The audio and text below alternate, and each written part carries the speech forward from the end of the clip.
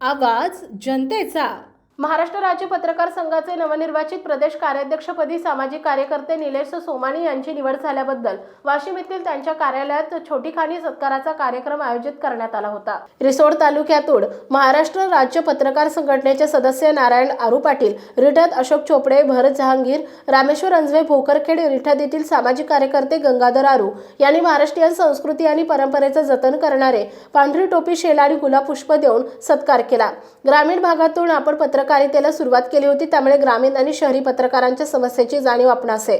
सर्व पत्रकारांना न्याय मिळवून देणं हीच आपली प्राथमिकता असून शासनाने घोषित केलेल्या पत्रकार आर्थिक विकास महामंडळ आणि वृत्तपत्र विक्रेता महामंडळ याला रिसर स्थापन करण्यासाठी पाठपुरावा करण्याचं आश्वासन त्यांनी दिलं।